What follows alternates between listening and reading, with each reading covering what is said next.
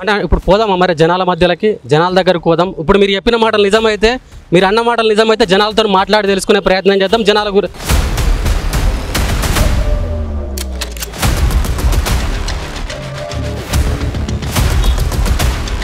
कौन सा जीएचएमसी या कॉर्पोरेटर के लोग?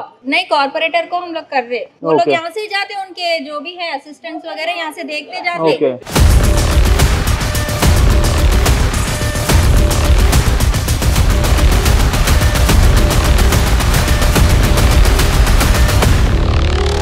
బయట ఉన్నా సరే ఆ వాష్రూమ్ స్మెల్ వస్తుంది అండ్ ఇటు పక్కనే మీ వెనకాలనే వైన్స్ ఉండడం వల్ల ఈ ప్రాబ్లం మూత్ర విసర్జన. అది చూడండి ఒకసారి, ఇది గ్రంథాలయం.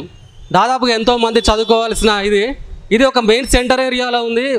పబ్లిక్ డిస్టర్బెన్స్ అయ్యే ప్లేస్ ఇది. దీనికి ఏం చేశారు మరి మీరు కార్పొరేటర్ కలిసి? రెహమత్ నగర్లో ఇంకా ఎటువంటి అభివృద్ధి పనులు కాకముందే సీఎన్ రెడ్డి గారు జూబ్లీహిల్స్ నియోజకవర్గం మొత్తం చుట్టేస్తున్నారు.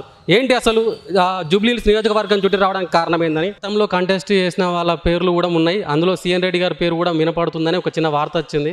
ఒకవేళ సీఎన్ రెడ్డికి టికెట్ ఇస్తే గెలిచి చూపెడతాడా ఖచ్చితంగా? ప్రజెంట్ మనం జూబ్లీహిల్స్ నియోజకవర్గంలోని రెహమత్ నగర్లో ఉన్నాం. జూబ్లీహిల్స్ ఎమ్మెల్యే మాగంటి గోపీనాథ్ అకాల మరణం తర్వాత జూబ్లీహిల్స్లో ఉప ఎన్నికలు రాబోతున్నాయి.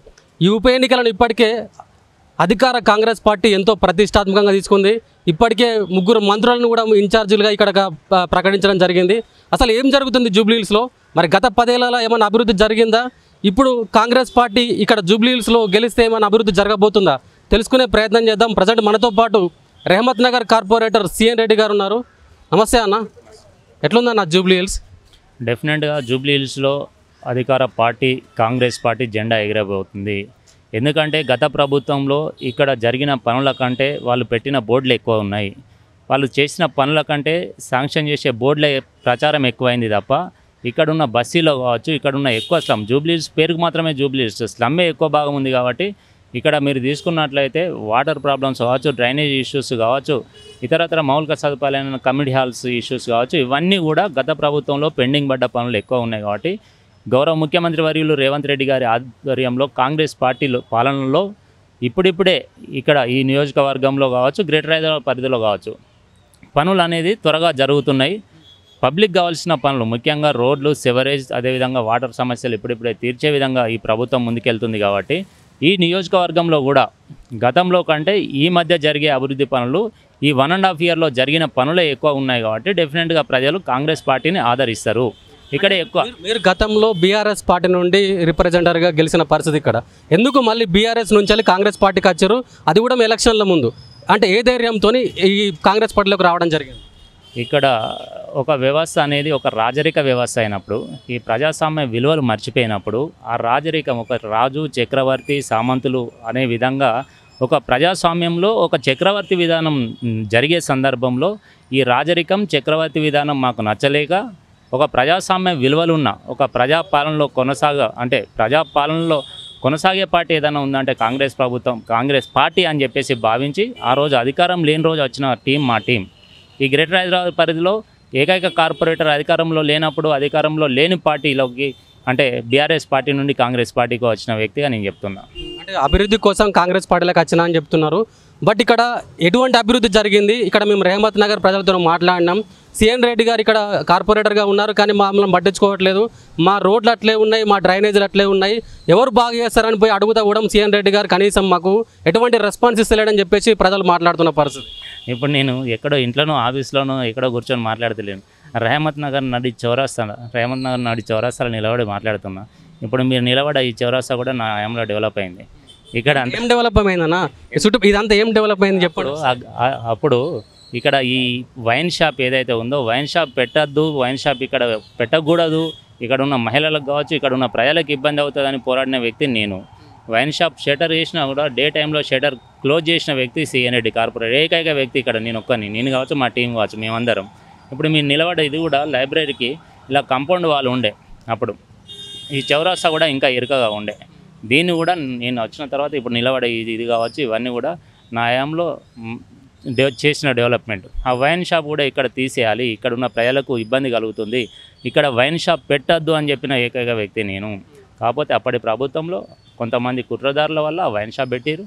అయినా కూడా అప్పుడు కూడా నేను స్టాండింగ్ కమిటీలో ఉన్నప్పుడు ఇది మొత్తం ఈ జంక్షన్ ఇంప్రూవ్మెంట్ చేయాలి, ఈ ప్రాంతం డెవలప్ చేయాలని చెప్పేసి ఒక 8 కోట్లు శాంక్షన్ చేపిస్తే రీసెంట్గా ఈ ప్రభుత్వంలో ఆ పనులు శాంక్షన్ అయినాయి, డబ్బులు మంజూరైనాయి.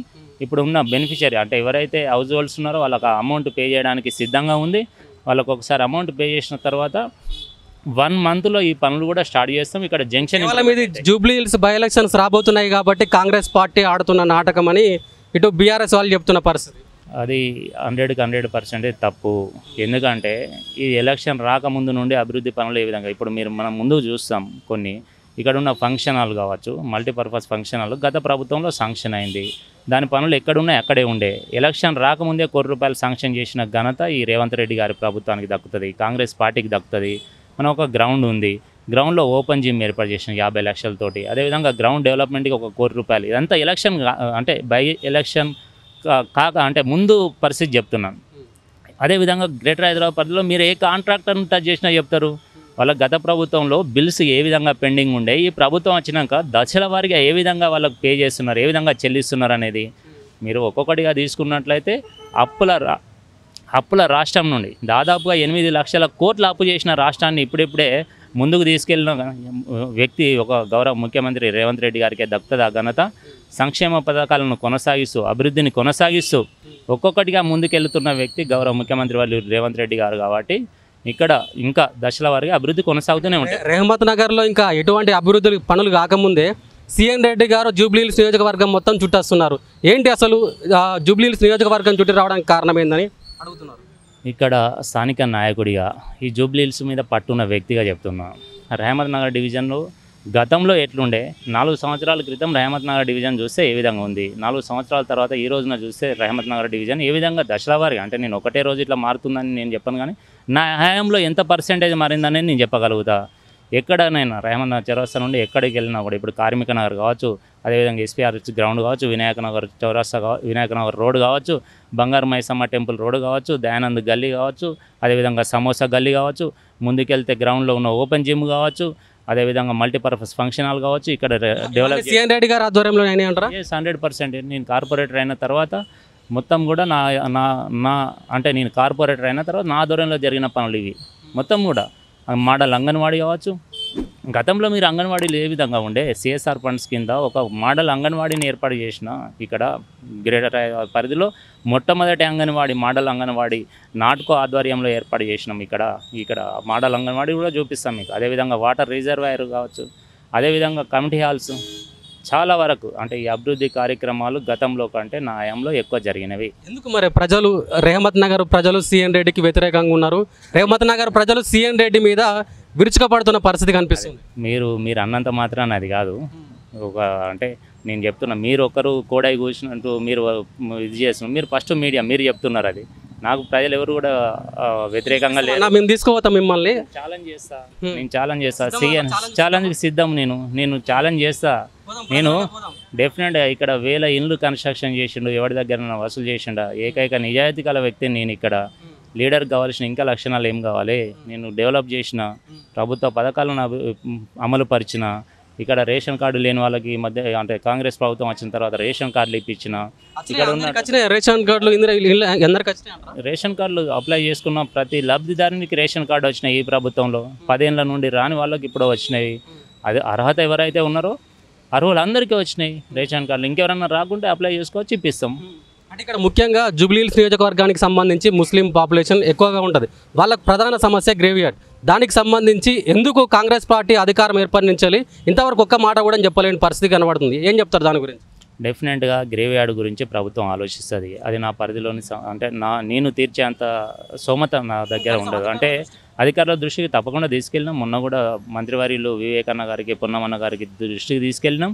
వాళ్ళు కూడా చూస్తున్నారు. ఎక్కడైనా అంటే ఇక్కడ అందుబాటులో ఉన్న ప్రభుత్వ ల్యాండ్ ఉన్నట్లయితే డెఫినెట్గా గౌరవ ముఖ్యమంత్రి వర్యులు రేవంత్ రెడ్డి గారి దృష్టికి తీసుకెళ్ళి అది కూడా తీర్చే విధంగా చేస్తాం. అధికారంలో ఉన్న పార్టీ కాంగ్రెస్ పార్టీ కాబట్టి ఎవరో బయట పార్టీ కూడా ఎన్నో మాటలు చెప్తాడు, కానీ అది తీర్చే విధంగా చేసే ప్రభుత్వం కాంగ్రెస్ పార్టీ ఉంది కాబట్టి డెఫినెట్గా అందుబాటులో నిజంగానే ఎక్కడన్నా ప్రభుత్వ భూమి ఉంటే డెఫినెట్గా ఈ భూమిని గ్రేవ్యార్డ్ కోసం కేటాయించండి అని చెప్పేసి రిప్రజెంటేషన్ ఇచ్చే బాధ్యత మేము తీసుకుంటాం. అంటే ముఖ్యంగా జూబ్లీ హిల్స్ నోటిఫికేషన్ రాకముందే ఇక్కడికి 3 మంత్రులను ఇన్ఛార్జ్గా చేసింది కాంగ్రెస్ పార్టీ.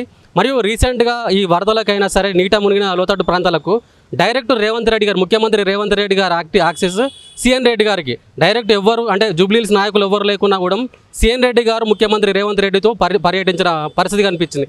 ఏంది అసలు ఏం జరగబోతుంది జూబ్లీహిల్స్లో? డెఫినెట్గా అంటే మీరు గతంలో ఫామ్ హౌస్కి పరిమితమైన ముఖ్యమంత్రులు చూశారు, కానీ ప్రజాక్షేత్రంలో ఒక ముఖ్యమంత్రి అంత సింపుల్గా తిరగడం అనేది గౌరవ ముఖ్యమంత్రి వర్యులు రేవంత్ రెడ్డి గారినే చూసినాం. గ్రేటర్ హైదరాబాద్ ప్రజలు కావచ్చు, మీరు కూడా చెప్తున్నారు. ఎందుకంటే ఒక ప్రాబ్లం ఒక సమస్య ఏర్పడ్డప్పుడు ఆ సమస్య ఎందుకు ఉత్పన్నమైంది, ఏ విధంగా దాన్ని పరిష్కరించవచ్చు, ఏ విధంగా ఆ సమస్యను తీర్చవచ్చు అనేది గ్రౌండ్ లెవెల్లో అధికారులను తీసుకొచ్చేసి క్షేత్రస్థాయిలో పరిశీలించినప్పుడే ఆ సమస్యకు పరిష్కారం ఇంకా అద్భుతంగా దొరుకుతుంది. కాబట్టి ఆ విధంగా ప్రయత్నం గౌరవ ముఖ్యమంత్రి వర్యులు క్షేత్రస్థాయిలో పరిశీలించడం జరిగింది. జూబ్లీహిల్స్ నియోజకవర్గం అనే కాదు, ఇక్కడ జూబ్లీహిల్స్ నియోజకవర్గంలో కృష్ణానగర్ కావచ్చు, ముందుకెళ్తే మీరు చూశారు సనత్ నగర్ నియోజకవర్గంలో అక్కడక్కడ ఎక్కడైతే సమస్య ప్రాంతాలు ఉన్నాయో అక్కడ తిరగడం జరిగింది. క్వశ్చన్ అంటే జూబ్లీహిల్స్లో కాంగ్రెస్ పార్టీ ఇన్ఛార్జీలు ఉన్నారు, కాంగ్రెస్ పార్టీకి సంబంధించిన నాయకులు ఉన్నారు, కానీ ముఖ్యంగా రెహమత్ నగర్కి సంబంధించిన సిఎన్ రెడ్డి గారిని ముఖ్యమంత్రి గారు ఎందుకు అంత ప్రిఫరెన్స్ ఇస్తున్నారు? అలా ఏం లేదు, నేను అందుబాటులో ఉంటా, ఎప్పుడు ప్రజలతో ఉంటా, సమస్యలకు ఇప్పుడు కూడా మీరు వచ్చారు, నేను ఎప్పుడు అందుబాటులో ఉంటా. కాబట్టి డెఫినెట్గా ఏ కార్యక్రమం జరిగినా కూడా ముఖ్యమంత్రి గారికి దగ్గర ఉండే వ్యక్తిగా నేనున్నాను. కాబట్టి డెఫినెట్గా అంటే ఇప్పుడు అందుబాటులో ఉండే వ్యక్తికి వాళ్ళు కూడా ప్రిఫరెన్స్ ఇస్తారని నేను అనుకుంటున్నా.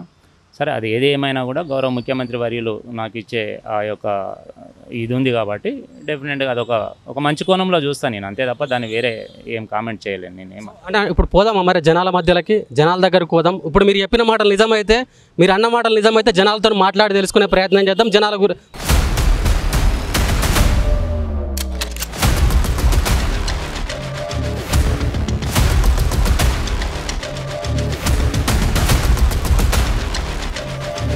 అండ్ ఇక్కడ పక్కనే మనకి బయట ఉన్నా సరే ఆ వాష్రూమ్ స్మెల్ వస్తుంది.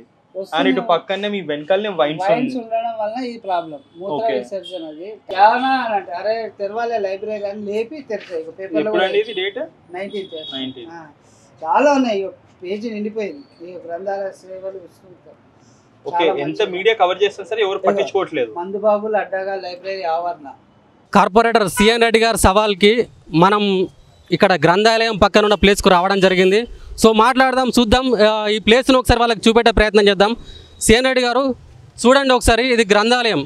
దాదాపుగా ఎంతోమంది చదువుకోవాల్సిన ఇది ఒక మెయిన్ సెంటర్ ఏరియాలో ఉంది. పబ్లిక్ డిస్టర్బెన్స్ అయ్యే ప్లేస్ ఇది. దీనికి ఏం చేశారు మరి మీరు కార్పొరేటర్ కలిసి? ఇక్కడ పక్కన చూస్తే పరిస్థితి ఎట్లుంది, దీనికి ఏం ఆన్సర్ చెప్తారు? నేనే చెప్పాను కదా ఇప్పటి వరకు మీకు, ఈ గ్రంథాలయం ఒక దేవాలయంలో సమానం. ఇక్కడ వైన్ షాప్ పెట్టద్దని గత ప్రభుత్వంలో ఎమ్మెల్యే గారిని కోరాం, అయినా కూడా జబర్దస్త్గా వైన్ షాప్ పెట్టారు. ఇక్కడ ప్రజలందరికీ తెలుసు. ఇప్పుడు కూడా ఈ లైబ్రరీ ఇక్కడ నుండి వైన్ షాప్ ఉండకూడదు అని చెప్పేసి పోరాడే వ్యక్తి నేనే. అందుకే ఇక్కడ ఈ జంక్షన్ ఇంప్రూవ్మెంట్ దాదాపుగా ఒక 8 కోట్లతో ఈ జంక్షన్ ఇంప్రూవ్మెంట్ చేస్తే ఇక్కడ ఉన్న పేద ప్రజలకు ఇప్పుడు సాయంత్రం కావచ్చు, మార్నింగ్ అవర్స్లో మీరు చూస్తున్నారు ఈ వెహికల్ మూవ్మెంట్ ఇక్కడ ఇరుకుగా ఉంది. కాబట్టి డెఫినెట్గా ఈ జంక్షన్ ఇంప్రూవ్మెంట్ చేసినట్లయితేనే ఇక్కడ ఒక శాశ్వత పరిష్కారం లభిస్తుందని చెప్పేసి ఈ జంక్షన్ ఇంప్రూవ్మెంట్ కింద డెవలప్ చేయడం జరుగుతుంది. అదేవిధంగా ఈ లైబ్రరీని కూడా లోపల ఇంకొక కమిటీ హాల్ ఉంది, ఇక్కడ నుండి ఆ కమిటీ హాల్ని ఇక్కడ పెట్టేసి ఈ లైబ్రరీని అక్కడ షిఫ్ట్ చేయాలని చెప్పేసి ఈ ఏదైతే ఆ షిఫ్టింగ్ కార్యక్రమం కూడా పెడుతున్నాం. డెఫినెట్గా ఈ లైబ్రరీని కూడా షిఫ్ట్ చేస్తాం. ఏం నమ్మకంతో అంటే గతంలో 10 సంవత్సరాలు తెలంగాణ వచ్చి 11 సంవత్సరాలు అవుతుంది. గతంలో నాయకులు వచ్చి ఇదే సెంటర్ కాడ ఎన్నో మాటలు చెప్పారు. ఇలా సిఎన్ రెడ్డి మీద నమ్మకం ఏంది అసలు? డెఫినెట్గా దాదాపు ఒక 2-3 నెలల్లోనే ఈ లైబ్రరీ కూడా చేంజ్ చేస్తాం. డెఫినెట్గా ఈ ఆల్రెడీ శాంక్షన్ అయింది కాబట్టి చెప్తున్నాను, వాళ్ళకి ఏదైతే ఈ లబ్ధిదారులు ఉన్నారో, హౌస్ హోల్డ్స్ ఉన్నారో వాళ్ళకి అమౌంట్ కూడా పే చేసి జంక్షన్ ఇంప్రూవ్మెంట్ కార్యక్రమం నేను చేపిస్తాను, 100% చేపిస్తాను.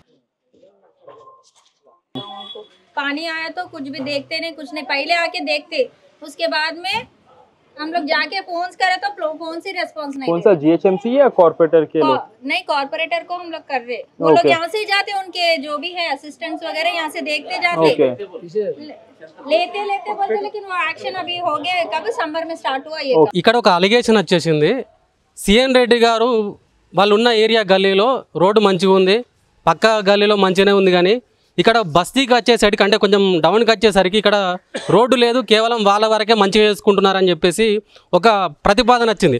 అది ఎంతవరకు నిజం? అసలు నిజంగానే మరి సిఎన్ రెడ్డి గారు ఏరియాను పట్టించుకోవట్లేదా, రెహమత్ నగర్ ఏరియాను నిర్లక్ష్యం చేసిండా అనే మాట్లాడదాం ఒకసారి. అదే ఏరియాకి మనం వచ్చినాం ఎగ్జాక్ట్లీ. సిఎన్ రెడ్డి గారు మీకు చూపిస్తాను, నేను మీకు అక్కడ చెప్పాను ఏరియా గురించి. ఇదే ఏరియా మెయిన్గా ఇక్కడ మేము మీకన్నా ముందు అంటే మీరు ఇక్కడే ఉంటారు చూసారు కావచ్చు, బట్ ఇక్కడ మేము ప్రజలతో మాట్లాడినాం. వాళ్ళు ఏం చెప్పారంటే అసలు ఈ ఏరియాకు మాకు రాలేదు, ఈ ఏరియాను పట్టించుకోవట్లేదు అని చెప్పేసి వాళ్ళు చెప్పిన పరిస్థితి. ఇప్పుడు నేను ఇక్కడే ఉన్నా కదా, మీకు చెప్పినారన్నారు కదా, ఇక్కడే ఉన్నా కదా. ఇప్పుడు చూడండి, అది కొత్త రోడ్డు వేసామా లేదా? కొత్త రోడ్డు మీరు చూడండి, కొత్త రోడ్డు వేసినాం. ఇప్పుడు ఏదైతే ఈ స్ట్రెచ్ ఉందో ఇది కూడా ఇదే కాంట్రాక్టర్, సేమ్ కాంట్రాక్టర్. ఈ పని చేసిన తర్వాత ఈ పని కూడా అతనే స్టార్ట్ చేస్తాడు. ఈ రోడ్డు చూడండి ఒకసారి, ఈ రోడ్డు చూడండి ఒకసారి. ఇది కొత్త రోడా కాదా? రోడ్డు వేపించితేనే కదా రోడ్డు పడేది. చూడండి ఇక్కడ నుండి ఇక్కడి వరకు. ఇది గతంలో ఏ విధంగా ఉండే, ఇప్పుడు ఏ విధంగా ఉంది మీరు చూడండి. ఇది అంటే ఇప్పుడు దీనికి సంబంధించింది మీరు ఈ రోడ్డు పోసినప్పుడు దీనికి సంబంధించిన చెత్త, దీనికి సంబంధించిన ఎక్విప్మెంట్స్ అన్నీ ఇక్కడ వారేస్తే నేను అడిగాను ఇక్కడ ఉన్న ప్రజలను, మరి ఇది ఎవరు అంటే దాన్ని ఎవరు తీపిస్తున్నారని అడిగితే పలానా ఇక్కడ ఒక లీడర్ చేపిస్తున్నాడు, సిఎన్ రెడ్డి గారు ఆ విషయం గురించి పట్టించుకోవట్లేదు అని చెప్పేసి అన్నారు. మరి వాళ్ళ గురించి మీరేం చెప్తారు సార్? ఇప్పుడు నేను ఇక్కడే ఉన్నా కదా, ఇప్పుడు ప్రైవేటు వ్యక్తులు ఏదో ఒక చెత్త వేసినప్పుడు జిహెచ్ఎంసీ వాళ్ళు డెఫినెట్గా తీపిస్తాం. నా దృష్టికి వస్తే నేను 100% తీపిస్తాం. కాకపోతే కొత్త రోడ్ వేసినప్పుడు చిన్న చిన్న సమస్యలు వస్తాయి, ఇక్కడ ఉన్న పబ్లిక్ కూడా అర్థం చేసుకోగలుగుతారు. దాన్ని ఏదో భూతద్దంలో పెట్టి చూపించాల్సిన అవసరం లేదు. ఎందుకు సిఎన్ రెడ్డి గారిని అంటే సిఎన్ రెడ్డి గారిని ఒక వైపుగా మాట్లాడుతున్న పరిస్థితి ఎందుకు? మరి అనట్లేదు, మీరేదో చెప్తున్నారు. మేము చూపిస్తామన్నా, నేను మీకు ఆ వీడియోలు కూడా చూపిస్తాను. లేదు, ఇక్కడ ఉన్న అభివృద్ధి కార్యక్రమాలు మీరు కల్లారా చూస్తున్నారు. ఇది కొత్త రోడా కదా మీరు చెప్పండి? కొత్త రోడేనా? కొత్త రోడే కదా. కొత్త రోడ్ వేసినప్పుడు చాలా అంటే పబ్లిక్ కొంత ఇన్కన్వీనియన్స్ జరుగుతుంది, అందులో అర్థం చేసుకోవాలి. ఇప్పుడు ఈ రోడ్ వేసినప్పుడు డైరెక్ట్ ఇంత పెద్ద రోడ్డు శాంక్షన్ చేసినప్పుడు కొంతమంది బైక్స్ పార్కింగ్ ప్రాబ్లం అవుతుంది, కొన్ని నల్లాల కనెక్షన్స్ పోతాయి, కొంత డ్రైనేజ్ సిస్టమ్ ఇబ్బంది జరుగుతుంది. ఒక 10 రోజులు డెఫినెట్గా ఆ సమస్యలు ఏర్పడతాయి. మళ్ళీ తర్వాత ఇప్పుడు కాంట్రాక్టర్ కూడా అతను ఎంత ఇది చేసినా కూడా కాంట్రాక్టర్ కూడా ఒక జాగ్రత్తగా చేసినప్పుడు కూడా చిన్న చిన్న సమస్యలు అవి జరుగుతుంటాయి. కానీ అల్టిమేట్గా మన ప్రాంతం అభివృద్ధి చేస్తున్నామా, ఇక్కడ ఉన్న ఈ పాత రోడ్ ఎలా ఉంది, కొత్త రోడ్డు డెవలప్మెంట్ చేసిన తర్వాత ఏ విధంగా ఉంది అని మళ్ళీ ఇది ఉంటుంది. కాబట్టి మీరే కల్లారా చూస్తున్నారు. సో ఇవన్నీ పక్కన పెడితే సిఎన్ రెడ్డి గారు రానున్న జూబ్లీహిల్స్ బై ఎలక్షన్స్ రాబోతున్నాయి కదా, సిఎన్ రెడ్డి గారు ఇంత యాక్టివ్ అవుతున్నారు, మరి ఏమన్నా టికెట్ ఆశిస్తున్నారా అని చెప్పేసి ఒక క్వశ్చన్, ఏం చెప్తారు దాని గురించి? డెఫినెట్గా ఆశిస్తున్నా, జూబ్లీహిల్స్ టికెట్ ఆశిస్తున్నా. నేను మొదటి నుండి చెప్తున్నాను, జూబ్లీహిల్స్ నియోజకవర్గంలో రేమంత్ డివిజన్ అనేది పెద్ద డివిజన్. ఇక్కడ చాలా అభివృద్ధి కార్యక్రమాలు, ఒక 70% అభివృద్ధి కార్యక్రమాలు న్యాయంలో జరిగినవి. డెఫినెట్గా ఏదైతే మోడల్ డివిజన్గా చూపిస్తున్నానో ఇదే విధంగా జూబ్లీహిల్స్ నియోజకవర్గాన్ని అభివృద్ధి చేస్తా అని చెప్పేసి డెఫినెట్గా టికెట్ ఆశిస్తుంది. అధిష్టానంలో సిఎన్ రెడ్డి గారి పేరు ఏమైనా ఉందంటారా? డెఫినెట్గా ఉంది, సిఎన్ రెడ్డి గారి పేరు ఉంది, ఇంకా 2 పేర్లు ఉన్నాయి. డెఫినెట్గా నా పేరు కూడా పరిశీలిస్తున్నాను. గతంలో కంటెస్ట్ చేసిన వాళ్ళ పేర్లు కూడా ఉన్నాయి, అందులో సిఎన్ రెడ్డి గారి పేరు కూడా వినపడుతుందని ఒక చిన్న వార్త వచ్చింది. ఒకవేళ సిఎన్ రెడ్డికి టికెట్ ఇస్తే గెలిచి చూపెడతాడా ఖచ్చితంగా? 100% గెలుస్తా. ఏ నమ్మకంతో చెప్తున్నారన్నా? అన్న మీరు చూస్తున్నారు కదా, మార్నింగ్ నుండి నాకు ప్రజలతో ఉండే అనుబంధం కావచ్చు, ప్రజలతో మమేకమైన విధానం కావచ్చు, 24/7 ప్రజల సమస్యల గురించి పోరాడే వ్యక్తిగా చెప్తున్నా. సిఎన్ రెడ్డి గారు ఇంతమందికి ఒక మాట చెప్పారు, జూబ్లీహిల్స్ బై ఎలక్షన్లో అభ్యర్థి బరిలో రేస్లో నేను కూడా ఉన్నా, నాకు కూడా జూబ్లీహిల్స్ మీద పట్టుంది, ప్రతి ఏరియా తిరిగినా అని చెప్తున్నాడు. నేను కూడా అడిగిన, మరి సిఎన్ రెడ్డి గారు మీరు ఏమి అభివృద్ధి చేసిర్రు? రెహమత్ నగర్లోనే అభివృద్ధి చేసిర్రా, లేకుంటే ఇంక ఏరియాలోనే అభివృద్ధి చేసిర్రా, లేకపోతే కేవలం మీకు అనుకూలంగా ఉన్న మీకు ఓట్లు వాడే ప్లేసుల్లోనే ఏమైనా అభివృద్ధి చేశారా అని అంటే, సిఎన్ రెడ్డి గారు నన్ను ఇక్కడికి తీసుకొచ్చారు, ఈ ఏరియాకి వినాయక నగర్ ఏరియాకి తీసుకొచ్చి ఇక్కడ అభివృద్ధి పనులు చేసినా అని చూపెడతామని తీసుకొచ్చారు. సరే ఏం చేసారు ఇక్కడ అంటే మొత్తం మీద ఏం చెప్తారు అసలు అభివృద్ధి పనుల గురించి చెప్పాలంటే? ఇప్పుడు మీకు కూడా మీ ద్వారా జూబ్లీహిల్స్ నియోజక ప్రజలు కూడా చూస్తారని చెప్పేసి మిమ్మల్ని ఇక్కడ తీసుకొచ్చిన. ఇక్కడ గతంలో ఒక డంప్ యార్డ్ లాగా ఉండే ప్రదేశం ఇది. ఇక్కడ మీరు చూస్తున్నారు, ఇంత వందలాది మంది విద్యార్థులు కావచ్చు, యువత కావచ్చు, ఒక క్రీడాస్థలం నిర్మించినాం. ఇది దూరదృష్టితో నిర్మించినటువంటి క్రీడాస్థలం ఇది. మీరు ఫ్లడ్ లైట్స్ కూడా రీసెంట్గా గౌరవ ముఖ్యమంత్రి వారి ఆధ్వర్యంలో, అదేవిధంగా గౌరవ మేయర్ గారి ఆధ్వర్యంలో ఈ ఫ్లడ్ లైట్స్ కూడా ఏర్పాటు చేయడం జరిగింది. అదేవిధంగా ఇక్కడ ఉన్న మల్టీపర్పస్ ఫంక్షన్ హాల్ గతంలో నిర్లక్ష్యానికి గురై దానికి ఫండ్స్ శాంక్షన్ చేయించని సందర్భంలో ఈ ప్రభుత్వం వచ్చిన తర్వాత ₹1 కోటి శాంక్షన్ చేయించేసి దానిలో ఉన్న టైల్స్ కావచ్చు, అనేకమైన ఎలక్ట్రికల్ కావచ్చు, వివిధ పనులన్నీ కూడా దానికి చేయించడం జరిగింది. ఇంకా కూడా పనులు పెండింగ్, అంటే ఇంకా కూడా కొంత అమౌంట్ కావాల్సి ఉంది. దాన్ని కూడా ఇంకొక ₹1 కోటి శాంక్షన్ చేయించుకోవడం జరిగింది. ఈ గ్రౌండ్ కూడా ₹1 కోటి శాంక్షన్ చేయించుకోవడం జరిగింది. మీరు చూసినట్లయితే ఓపెన్ జిమ్ ఏర్పాటు చేయడం జరిగింది. అదేవిధంగా దీనికి రిటర్నింగ్ వాల్ చేయాల్సి ఉంది. ఇవన్నీ కూడా ఈ గవర్నమెంట్లో మీరే చేసినాం అంటున్నారు కదా, గతంలో ఉన్న ఎమ్మెల్యే ఏం చేయలేదా మరి మీ డివిజన్కి? ఇక్కడ ఉన్న ప్రజలు చెప్పాలి. మీరు కూడా చూస్తున్నారు కదా, ఇప్పుడు అన్ని పెండింగ్లో ఉన్నాయి కదా. ఇక్కడ ఉన్న ఈ గ్రౌండ్లో గతంలో జరిగిందా ఇప్పుడు జరిగిందా ఇక్కడ ఉన్న ప్రజలు చూస్తున్నారు కదా. డెఫినెట్ ఇప్పుడు ఫంక్షన్ హాల్ ఉంది, ఫంక్షన్ హాల్కు ఇప్పుడు నిధులు మంజూరు చేస్తే ఫంక్షన్ హాల్ కంప్లీట్ అయిపోతుందా అనేది మీరంతా అంటే నేను చెప్పేది ఏంటంటే గతంలో నిర్లక్ష్యానికి గురైన ప్రాంతం ఈ ప్రాంతం. ఈ గవర్నమెంట్ వచ్చిన తర్వాత ఎక్కడ కూడా పనులు పెండింగ్ లేకుండా ప్రతి పనిని కూడా కంప్లీట్ చేయడం జరుగుతుంది. అదేవిధంగా ఇంకా పనులు కావాల్సి ఉన్నది, ఆ పనులు కూడా ఇదే గవర్నమెంట్లో చేయించుకోగలుగుతాం. అంటే ఇవన్నీ సీఎం రెడ్డి ప్రభుత్వాన్ని మీద ఒత్తిడి తీసుకొచ్చి చేస్తుండా లేకపోతే సొంత నిధులతో చేస్తుండా? తప్పకుండా ప్రభుత్వంతో పనులు అవుతాయి, సొంత నిధులు ఎవరికి ఉండవు. ఈవెన్ ఎమ్మెల్యే కావచ్చు ఎవరైనా కావచ్చు, ప్రభుత్వంతో మనం బాధ్యతగా మెదిలి ప్రభుత్వం ఒకవైపు ప్రభుత్వం దగ్గర డబ్బులు లేవు, మా దగ్గర కోసిన నా దగ్గర రూపాయలు లేదని రేవంత్ రెడ్డి చెప్తున్నాడు. ఇటువంటప్పుడు ఎట్లా మీకు నిధులు రిలీజ్ అవుతున్నాయి, మీరు ఎట్లా అభివృద్ధి పనులు చేస్తున్నారు? రేవంత్ రెడ్డి గారు చెప్పిన సందర్భం వేరు. ఇప్పుడు గ్రేటర్ హైదరాబాద్ పరిధిలో ఈ ఒక జూబ్లీహిల్స్ నియోజకవర్గం కాదు, గ్రేటర్ హైదరాబాద్ పరిధిలో మొత్తంలో కూడా చాలామంది కాంట్రాక్టర్లకు డబ్బులు పే చేయని ప్రభుత్వం బీఆర్ఎస్ ప్రభుత్వం. గౌరవ ముఖ్యమంత్రి వర్యులు రేవంత్ రెడ్డి గారు వచ్చిన తర్వాత దశల వారీగా ఒక్కొక్క పని చేసుకుంటూ ముందుకెళ్తున్నారు. అభివృద్ధి కార్యక్రమాలు కొనసాగిస్తున్నారు, సంక్షేమ కార్యక్రమాలు కొనసాగిస్తున్నారు. డెఫినెట్గా దీన్ని ఆర్థిక వ్యవస్థను చక్కదిద్దే బాధ్యత తను తీసుకున్నాడు, డెఫినెట్గా చక్కదిద్దుతాడు. ఇవన్నీ ఈ అభివృద్ధి పనులు మొదలు పెట్టారు కదా, ఇవన్నీ పూర్తయ్యే వరకు మరి ఎంత టైం పడుతుంది? మీరు ప్రజలకు ఏం చెప్పదలుచుకున్నారు? అభివృద్ధి పనులు డెఫినెట్గా అంటే రానున్న 2-3 నెలల్లో కొంతవరకు ఒక 70% అభివృద్ధి పనులు కంప్లీట్ అవుతుంది. ఇంకెక్కడన్నా మిగిలినా కూడా డెఫినెట్గా ఈ గవర్నమెంట్లో చేస్తాం. ప్రజలకు తెలుసు మేము అందుబాటులో ఉంటున్నాం, అభివృద్ధి పనులు చేస్తున్నాం. గతంలో ఇక్కడ బస్సీలో ఏ విధంగా ఉండేది, ఇప్పుడు ఏ విధంగా ఉంది అనేది ప్రజలు గమనిస్తున్నారు. ప్రజలు కూడా చాలా తెలివి కలవారు. ఎందుకంటే గతంలో చాలా వరకు ఇక్కడ ఉన్న ప్రాబ్లమ్స్ మేము పరిష్కారం చూపడం జరిగింది. మీరు ముందుకెళ్తే సమోసా గల్లీ, దాన్ని మూత్ర గల్లీ అంటుండే అప్పుడు. అదేవిధంగా ఒకటి ఇక్కడే సువర్ణ కిరాణం స్టోర్ దగ్గర దాదాపు 30 సంవత్సరాల నుండి కానీ పనులు చేసినాం. కొంచెం ముందుకెళ్తే దయానంద్ గల్లీ, అదేవిధంగా బంగారు మైసమ్మ టెంపుల్ రోడ్డు, చాలా వరకు కార్మిక నగర్ రోడ్డు, ఇక్కడ రిజర్వాయర్, ఎన్నో పనులు మా యాంలో జరిగినాయి. డెఫినెట్గా ముందు కూడా చేపిస్తాం.